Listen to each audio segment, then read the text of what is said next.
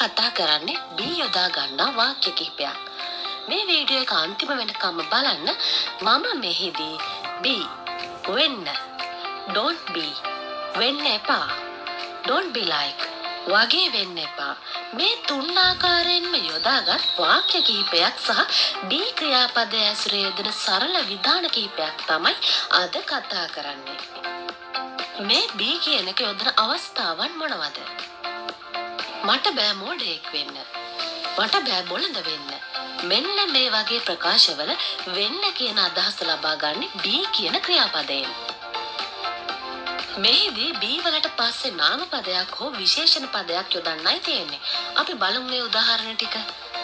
මට බෑ මෝඩ වෙන්න. I can't be foolish. මට බෑ මෝඩ වෙන්න.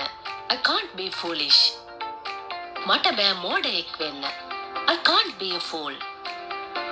මට බෑ මෝඩයෙක් වෙන්න. I can't be a fool.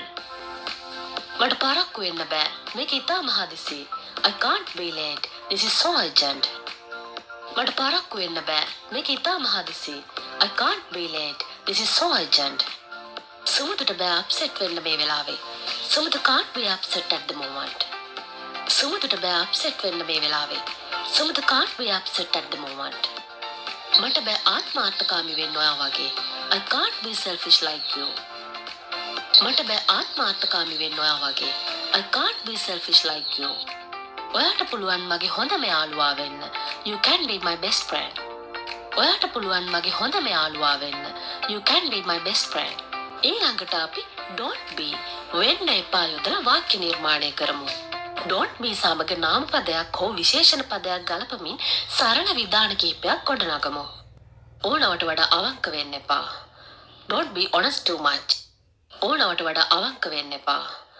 Don't be honest too much. අහංකාර වෙන්න එපා. Don't be haughty. අහංකාර වෙන්න එපා. Don't be haughty. ඕනට වඩා හොඳ වෙන්න එපා. Don't be good too much. ඕනට වඩා හොඳ වෙන්න එපා. Don't be good too much. බයිගුල්ලෙක් වෙන්න එපා. Don't be a coward. බයිගුල්ලෙක් වෙන්න එපා. Don't be a coward. ඕනට වඩා මෝඩ වෙන්න එපා. Don't be silly too much. ඕනට වඩා මෝඩ වෙන්න එපා. Don't be silly too much. Don't be like වගේ වෙන්න එපා. මෝඩෙක් වගේ වෙන්න එපා. පිස්සෙක් වගේ වෙන්න එපා. මෝඩෙක් වගේ වෙන්න එපා. Don't be like a fool. නිකන් ළඳ වගේ වෙන්න එපා. Don't be just like sissy. නිකන් ළඳ වගේ වෙන්න එපා. Don't be just like sissy. නිකන් තොත්ත බබෙක් වගේ වෙන්න එපා. Don't be just like a suckling. නිකන් තොත්ත බබෙක් වගේ වෙන්න එපා. Don't be just like a suckling. ඊළඟට අපි be ක්‍රියාපදය ඇසුරු කරගෙන යොදන සරල විධාන කිහිපයක් බලමු. ක්‍රියාශීලී තරුණයෙක් වෙන්න. Be an active youth. ක්‍රියාශීලී තරුණයෙක් වෙන්න. Be an active youth. නිතරම හොඳ ළමයෙක් වෙන්න. Be a good child always. නිතරම හොඳ ළමයෙක් වෙන්න. Be a good child always. කැපවුණු ගුරුවරයෙක් වෙන්න. Be a dedicated teacher. කැපවුණු ගුරුවරයෙක් වෙන්න. Be a dedicated teacher. විනීත වෙන්න. Be polite. විනීත වෙන්න. Be polite. අවංක ගැහැණු ළමයෙක් වෙන්න. Be an honest girl. මේ ටික හොඳින් පුහුණු වන්න. ඒ වගේම ඔයා තාමත් channel එක subscribe කරලා නැත්නම් channel එක subscribe කරලා bell button එකත් click කරන්න. ඒ වගේම වීඩියෝ එක හොඳයි නම් මතක ඇතුව like කරන්න. ඒ වගේම share කරන්නත් අමතක කරන්න එපා.